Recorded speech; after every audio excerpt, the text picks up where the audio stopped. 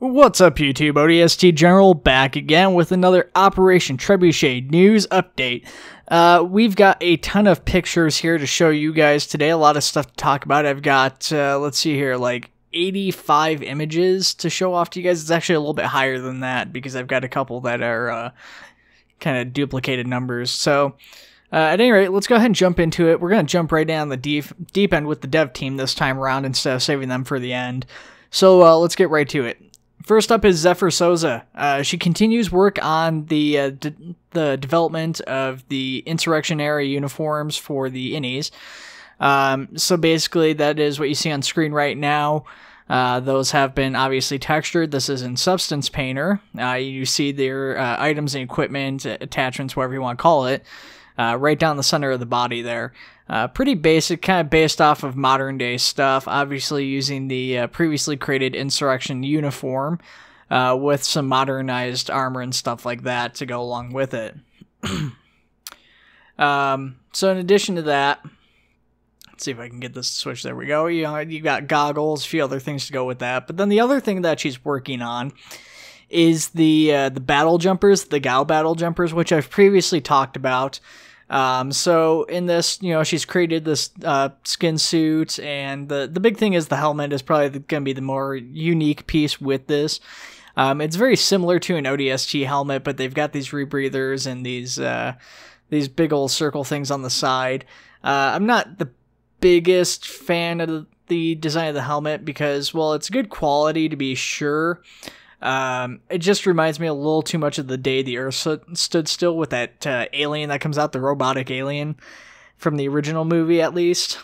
But still, with that being said, it's going to be pretty awesome to have actual like Gao battle jumpers and not just like a retexture of ODSTs using the Viper suits or whatever too.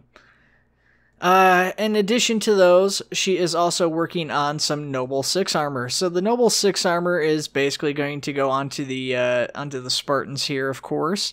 It doesn't use the default shoulder pads. Instead, it uses a larger, I forget what those are. I think those are security pads or something like that. Or that's what they're called in Halo 3. I can't remember what they're called in Reach. But it's the bigger upscaled shoulder pads anyways.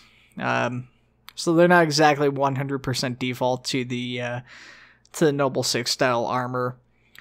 We've only got a couple images of this. The big thing is that this is also being textured. You can see in Substance Painter, it looks really good in Substance Painter. So I'm really looking forward to seeing that in game. There was some in-game images which I don't have saved to my computer, but it looks like there was some issues with the shoulder pads being really big, or they weren't attached quite to the correct point or something, so they looked really weird. So I haven't seen that in game for a while, unfortunately.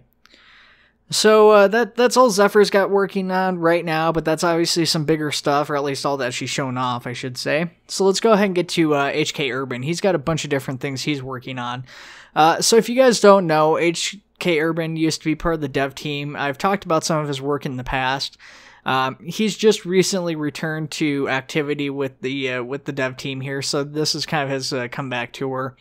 The first bit of work that I have for him is some new building assets, which is food stands for some structures. So you've got a bunch of food stands based off of stuff seen in, I believe, all from Reach, although this might be from a few different games. I'm not positive. So we've got like a world cuisine, Pete's Pizza. So there's a couple different things that he's working on here. In addition to that, he's got the M247 stands he's working on. Now, you may remember that the M247 that I've shown off previously from, not Operation Trebuchet, but, oh my god, I can't remember the original mod's name. Forgive me, guys. I'm just totally blanked out here. But he's worked on the previous iteration of the M247 that never made it into the official release. It was in the game, but it wasn't intended for public use. And he had been working on the stands for the M247, which were in-game, but they were buried inside of hidden files for previous releases. Now, with the M247 in-game from Shadow, I guess all we need to do is see completion of these stands, and we should have a couple of different static stands that we can place these M247s on, which will be really awesome to have. Once again, one of my favorite weapons in Halo, so I'm very excited for this. We've got a couple different iterations of this with like the static stand and then like the mobile placeable stand, which I'm not sure if you'll be able to pick up or not. Hopefully you can. Then we've got this auto injector from ODST. This is very zoomed in on, and if you don't recognize this piece, I don't really blame you because it's only shown in like a single cutscene of the game. Pretty cool piece, though. I'm not sure how it'll be implemented into the game. I don't know if it'll be like a similar thing to Biofoam or if it's intended for like the ACE compatibility and it will act like morphine or an epinephrine pen or something like that. Don't really know what the intent for this is. But here's a picture of it in ODST in the cutscene just so you guys can see what this piece is. So they're using this, I believe, on Romeo in this cutscene. After they've gotten him onto the Phantom, he's all injured and everything from his wound from the Brute. Speaking of Romeo, he's actually getting a little bit of love beyond that. He's also getting his shoulder pad implemented finally. Now, obviously, the sniper has been in for a while with Romeo's helmet, but the sniper has only had, I think, one shoulder pad and the other one was bare. So we're actually seeing Romeo's plated shoulder pad. That's it actually looks a lot like a normal ODST shoulder pad if it was just like flattened out. So that's getting implemented into the game finally. Up next is Jedi Nick. He doesn't have a whole lot going on compared to some of the other devs, but I have a feeling this will be something that like prop makers, some mission makers, guys like that will really enjoy. That is the fusion core is being added in. So pretty basic stuff, looks really good though. Very excited. And these are obviously in-game. This is the virtual world, so obviously those models transitioned well into the game and stuff. So I'm really looking forward to seeing those actually in play.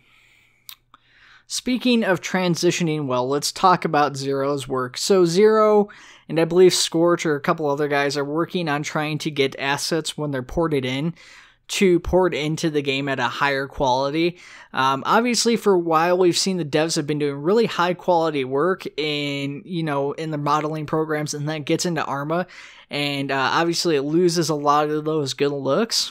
So they're working on trying to get it so that the materials and stuff like that actually retain their looks and that they look as good in Arma as they do in the like Substance Painter, or at least pretty close to it.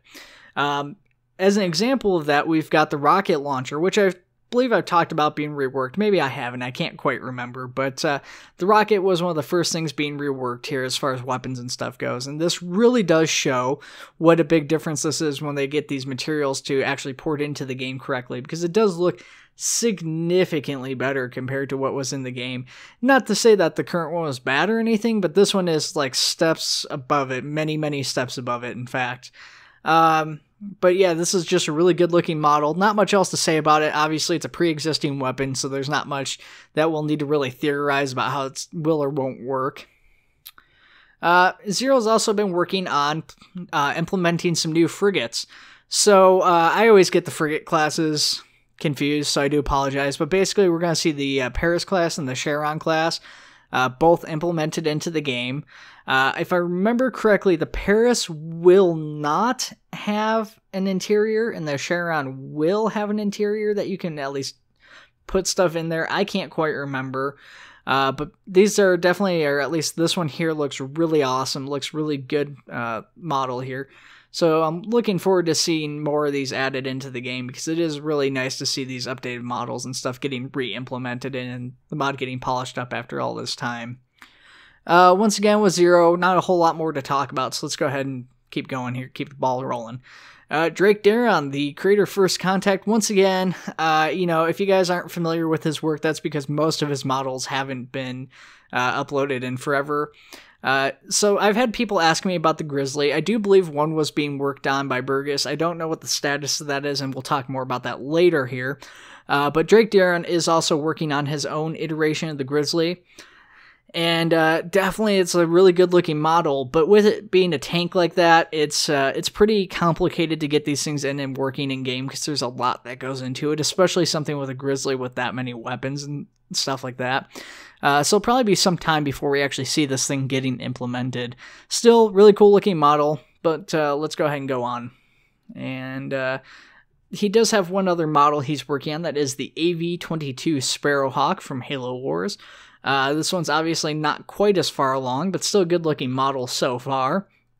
I would imagine this is going to work fairly similar to the Hornet once it's actually implemented.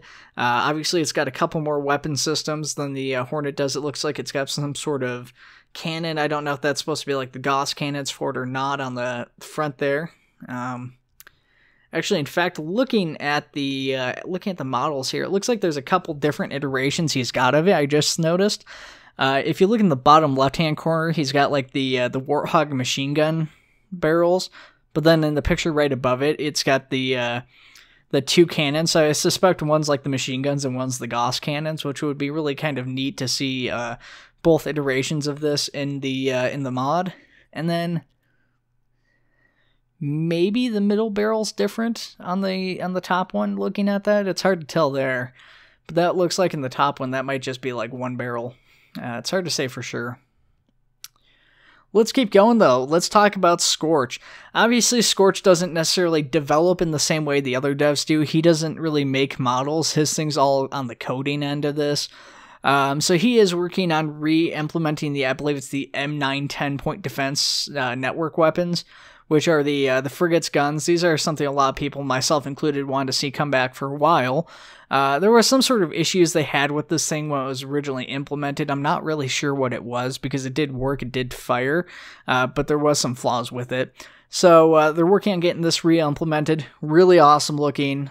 Kind of interested to see if this will be really well implemented or integratable with the new frigates that are getting placed in. Anyways, let's keep going here. In addition to that, he's also working on getting a static version of the Shiva thermonuclear missile added in. Hopefully that means that if we're getting the static version, when you're actually launching these, you'll actually see these versions launching from the longswords and stuff. I don't think that ever got implemented. I know that was something that was developed. I've never really paid too close attention when launching missiles because usually it's hard to see in those sorts of situations. But if they're not, hopefully we will be seeing those added in here in pretty short order. Now, this is one of the bigger ones we have to talk about here. We've got a lot of big things in this, but Dogs is probably one of the bigger ones. So the Dog is reworking the Marines, as many of you may know. He did the new uniforms, but obviously the new uniforms are not done, so he's got a lot of different things. Now, here's the big thing. He needs to finish this by the end of the month, which is the 28th. So, as of right now, that's 4 days away. So when you guys are watching this video, it'll probably be even less, if not have already passed. The reason for that is that he's getting deployed, and he's expecting not to be able to finish this until the end of the year if he's unable to finish them before the end of the month. Now, that was some time ago he said that, so that plans may have changed for him or something, or he may be coming back sooner, leaving later. I don't know. But that was what he said a number of weeks ago. So hopefully that'll change. But let's go ahead and get into what he's actually working on. Let's talk about that some. First up, we've got UNSC Arctic scientists. Now, if you guys missed this one, you wouldn't be blamed, because this was only shown on the Operation Trebuchet Facebook page. That's the only place that's been showed.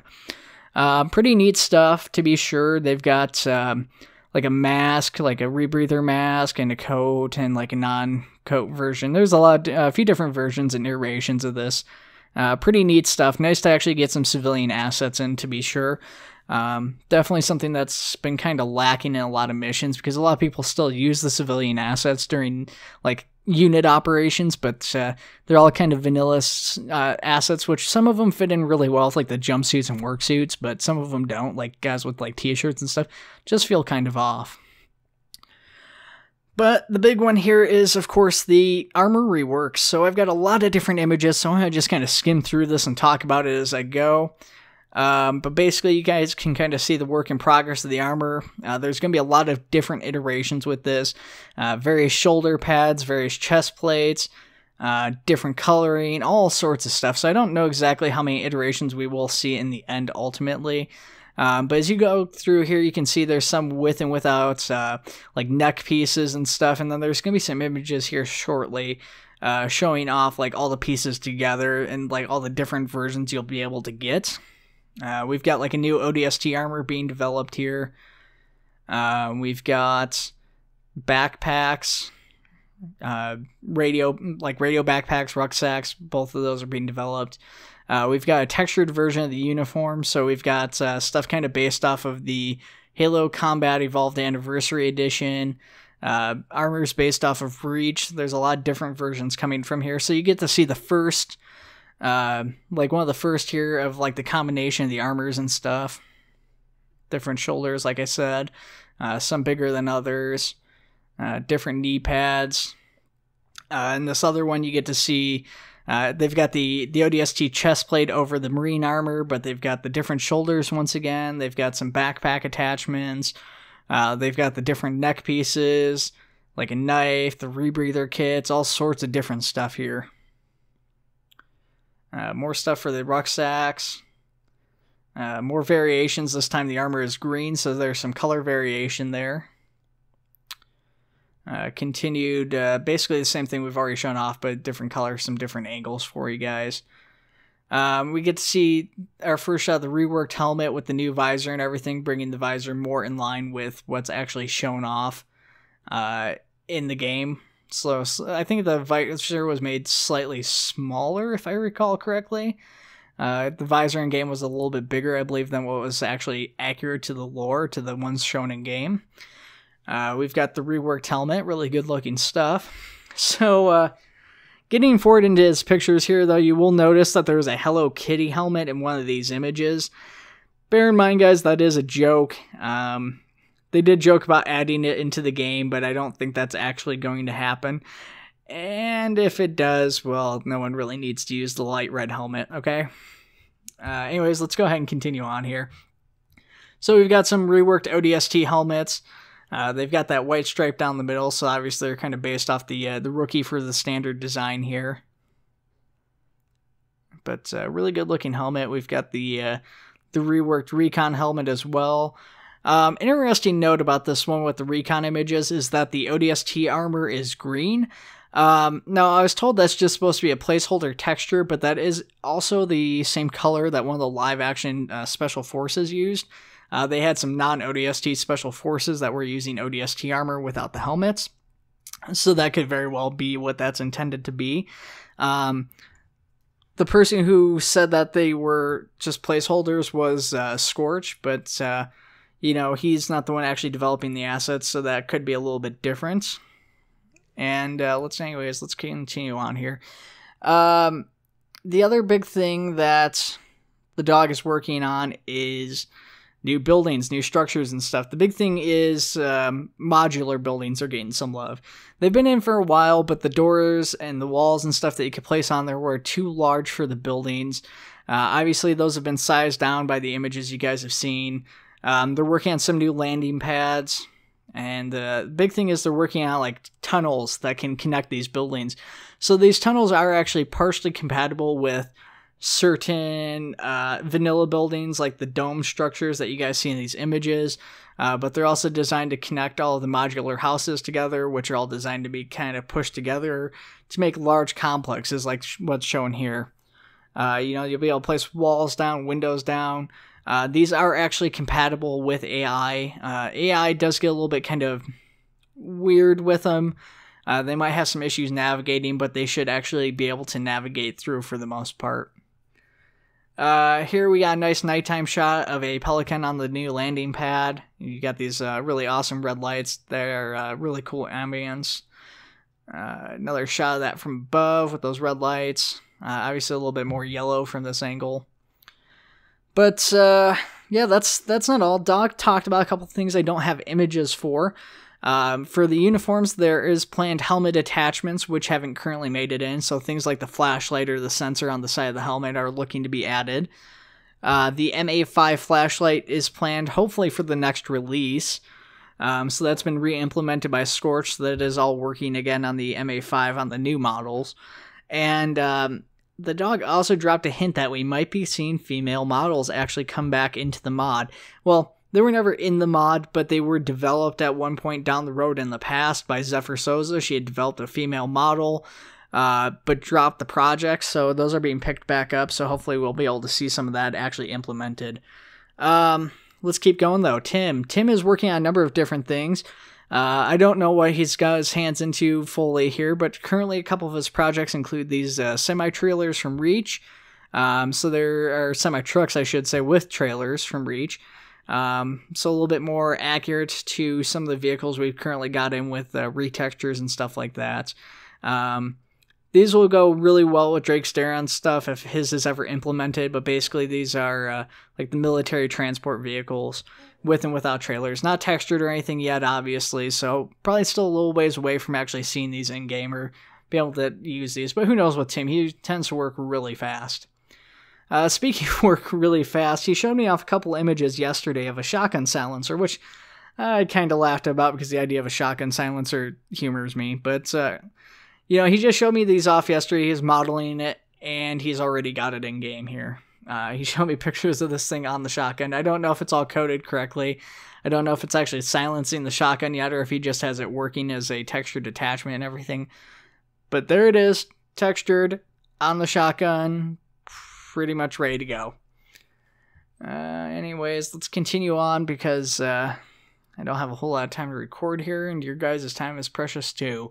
So let's go ahead and talk about Optre CC. They continue work on their M25B Cricket rocket launcher. So we've got the model here, and then we've got another shot of a slightly different colorized version of the launcher. But they've actually gotten this thing in-game. This one might be a different iteration because I think they've got a couple different versions of this Cricket going in. I could be incorrect, but I'm not positive on this. Anyways, it's in-game. I don't know if it's working as intended or if it's just showing up as a weapon. Obviously, the texture looks a little bit different than it did in the modeling program, so they probably need to rework the texture some. Bear in mind, this picture is a little bit on the older side, so there may have already been a number of changes made in this from this iteration. Then we've got the Pelican turret mount. Something people have been asking for forever is a turret mount for the Pelican. Once again, the M247 Shadow made front and center here. That is the one that was used on the Pelican, so he is now working on a Pelican mount for that. He did say he would have to put his work on hold prior to starting this project because of school and stuff, but he has started this project. I don't know when we can expect to actually see this implemented, if we're going to see it before he gets done with school, or if we're going to actually have to wait for him to get out of school, or how that's going to work. Pretty interesting stuff. I'm really looking forward to getting this onto the Pelicans. Definitely be a nice little thing. I'm sure a lot of infantry are going to be happy to see some fire support once they're getting off from their birds. So there's a few different shots of that, size and stuff like that. Then I've got cut down BRs. Now this one I do apologize because I'm not 100% positive on the source of these two. I've got two different models of cut down BRs, and I'm not sure if they're both from Optre CC developers or not. Obviously there are some big differences in these weapons as far as the design and stuff goes. But basically the thought with these is, you know, to cut off the carrying handle of the battle rifle and allow you to put like scopes and stuff on without the carrying handle, I guess. I don't know. Kind of an interesting looking weapon to be sure on this first one, but the second one's definitely far more detailed. Or at least the detail's a lot different. I think it's a little bit more accurate to the original weapon design. It's definitely a good looking weapon though. I'm not sure what I do apologize. What kind of use this will have compared to the regular battle rifle, how it will vary as a weapon, but more weapons doesn't hurt ever. So let's keep going here. Kodiak. Kodiak is being worked on, of course. It is very, very work in progress. It is textured currently, as you guys will see as we go through these pictures, but I don't know how long until we'll ever see this in game. This is being developed once again by Optre CC, so bear in mind that we have yet to see if their assets come out. They have said that their MA5K was really close to being done. That was some time ago, and we've heard that a couple times from them, so we're just going to have to wait patiently and see if they actually do start churning out results here. Bear in mind, though, with that being said, that M247 that is in the main mod is from Optre CC guys, so there's definitely some credit there that they've earned as far as that goes. Anyways, as far as the Kodiak goes, if you haven't played Halo Wars 2, you wouldn't be familiar with this unit, so it's just basically a deployable artillery unit. It's a pretty large vehicle. It's kind of hard to tell based off these images, but those gas cans should kind of give you an idea of how big it is compared to a person. So then there's this next content I want to talk about here. This is no longer Optre CC. This is supposedly part of a 3-man dev team that is looking to further develop the Covenant to pick up where Optre First Contact left off like 2 or 3 years ago, where basically we got the initial release and then nothing else ever again. So these guys here are a 3-man dev team, and they're wanting to rework the elites, redo the Ghost, all this stuff. Working on Covenant ships, all sorts of different things, apparently. I have not heard from these guys since this initial post, since this picture was posted, and that was a little while ago. So I don't know if they're still working on it, and there's a lot of things I was kind of unclear about. So really all I have to show you guys with this is just this ship model that they're working on right now. Other than that, yeah, I don't know, I guess we'll have to wait and see.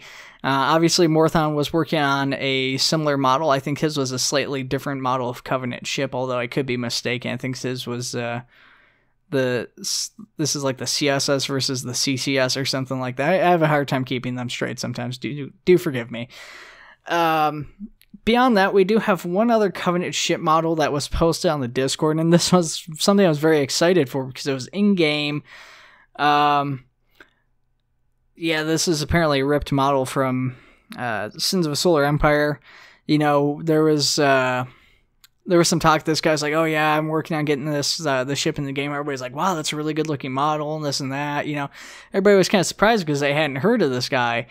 Well, as it turns out, one of the guys is like, that looks a lot like the ship from Sins, and he went and hit up one of the Sins developers, and the guy's like, well, no, we didn't give this guy permission.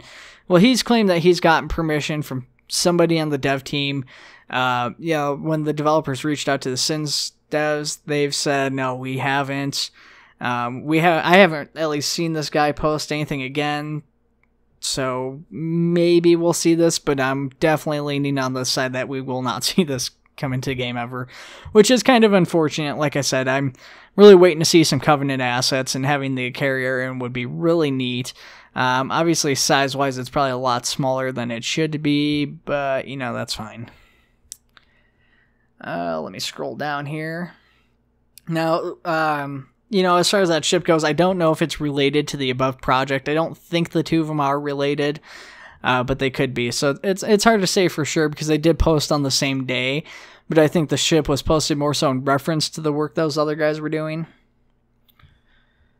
So we get into the big ones here, guys. Opcan, and then some work from Morthon on his brutes. So let's talk about Opcan. Opcan's had a rough go of it over the past couple months. If you guys don't know all that's happened, basically, Opcan's developed by one guy, Burgess, who is a former member of the official dev team. He started off doing retextures, and he's been getting more and more into modeling side of things. Unfortunately, he had a lot of projects going, and then his computer crashed. Yeah, his computer went down, and he was discontinuing the mod. Well, he ended up trying to continue on his laptop, which then had a Microsoft update which corrupted and locked him out of his drive. So he lost a lot of content there too. Basically, everything he recovered from his main computer was lost to his laptop. He did somehow manage to recover at least some of the content after declaring the mod dead. He hasn't officially declared it back on yet, but I would imagine, given he has saved at least some of his content, the mod is probably back on. However, he has not said how much he has actually saved from his laptop. He has gotten a new part for his computer, and his main computer is back up and running again. He did tell me that given his discontinuation of the mod, he might start working on a map he had been planning to make. I haven't heard from him since then regarding that, so I'm thinking that he's probably decided to focus on trying to recover his mod instead, which I can't blame him. He's put a lot of work into that, and I think that's what most of us would rather see anyways, is we'd rather see a lot of the content he's been working on re-added.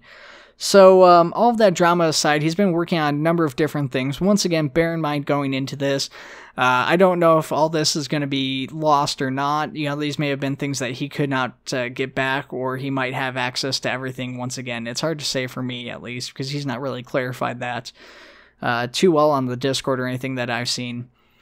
So the first thing is a Halo Wars 2 portable bunker. So once again, if you guys haven't played Halo Wars 2, you wouldn't recognize this, but this is a Halo Wars 2 leader power for a bunker that drops out of orbit, and you're able to garrison it with infantry. This will be a static building that you place down, so no dropping it from orbit, unfortunately, but you'll be able to garrison infantry, and they're just like in the game. That ramp may or may not close up, I don't know. But to be sure, this will be a nice little outpost for a lot of guys if it does get implemented. Probably a staple that we'll see in a lot of different locations and map making. In addition to that, speaking of Halo Wars, he is working on the Halo Wars 1 base. Here you can see a bunch of infantry. Obviously, he's getting ready to go attack the enemy base with an infantry rush. So he's going to have to hold down his A button to select all these guys because it is Halo Wars 1. But what was there to say? He's got the barracks, he's got the main base in there with the Pelican landing pad at the top there for dropping off supplies or whatever. Pretty neat additions here, to be sure. Kind of basic looking, but once again, I think this will be a nice little staple to add to give things a more Halo flavor when you're at the bases and stuff. And then he's got these UNSC barricades he's working on. Now, these are technically custom assets, but they do look very similar to the barrier shown off in the more recent Halo Wars 2 game mode added with the Flood. These barriers can be garrisoned once again with infantry. You can see there's a door on at least the one side, probably on both. And then like little shoot slots for their guys to shoot out of. And then you've got different versions where there's like ramps that go up on top of the barriers, and there's place for the infantry to get up on the top there and shoot out from there as well. So nice little thing there to have. I'm sure it'll be very useful for a lot of people. And then we've got a weapon that he's been working on, the M2311 pistol. I'm not positive if this is a fan design weapon that came up, or if this is something mentioned in lore that just never saw an actual design. Basically, it's like an M1911 bolstered by Halo parts and some unique attachments and stuff. Now, a lot of people weren't really a big fan of this. I kind of like the idea of it. It's very similar in a lot of ways to the current Halo pistols, but there's definitely some differences in there, so it'd be kind of nice to see that added in, I think. Not much else to say on it regarding that. As far as I know, he hasn't developed that any further or anything, so I guess we'll have to wait and see. And then, here's a picture. Once again, he has computer up and running. So this is a picture he posted of his recovery of different assets. And you can see the different textures he's got there with more conventional modern day textures and stuff in the background and all sorts of different things he's working on. There was one more image that got leaked out to me. And, this was after we thought everything of his was lost, and hopefully he's managed to get this back, because this is something I've really personally wanted to for a while. I think this would be really neat, is to have part of like the Wet Navy, is the carrier scene in the background of, I believe it's Longshore in Halo 3 in the multiplayer map expansions. Basically, it's a Wet Navy carrier. He was starting to work on this. Obviously, he had it in game, but it wasn't textured or anything. I believe that's probably all he would really need to do for something like this, is texture it. I mean, he could probably, if he wanted to, go in and I guess maybe give it some sort of scripting to do like a jet launch like the actual carrier in game and stuff now, but with the Halo vehicles, I don't know if that's really necessary or not. Still, hopefully this was one of the things he did recover, and let's fingers crossed on that one. So, he did tell me a little bit about it, but he just said it wasn't too far along. And lastly, I don't know how far along we are. Let's see here. We are 34 minutes, half an hour. Still pretty bad, but there's a lot of stuff to talk about. Morthon's brutes have been redeveloped again. And again.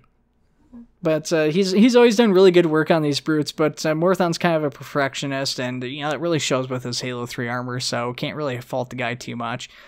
But anyways, he's been reworking his brutes once again, and he's been gone for a while, so he just kind of started this, and he's been really focusing on getting the brute miner in game first, I think. So he's really developed up their armor and stuff, and you can see the progress of the under armor plating and some minor adjustments to the brutes themselves to make them look really quite accurate to the games. Obviously, Morthon is man after my own heart, a big Halo 3 fan, so the brutes definitely look a lot like they do in Halo 3. I did kind of prefer the Halo 2 brutes to the Halo 3 brutes, just because the Halo 3 brutes felt a little too much like the Elites did, with like all the shielding and stuff. I liked them actually kind of brutish and everything, just like their name suggests they should be. Anyways, you can see the development of the armor, like I said, for like the brute miner. The changes and additions of knee plating and all sorts of different stuff here. And then the final shot of the brutes is a brute in game, no armor. He doesn't have animations in for these yet, so this is just a static object, I guess.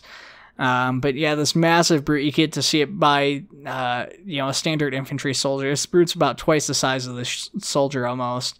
I mean, just that would be terrifying to go up against, and that's exactly what I want from this. I want to go up against a brute, Optre. I just want a single brute to scare an entire squad of guys. That's what I want to see.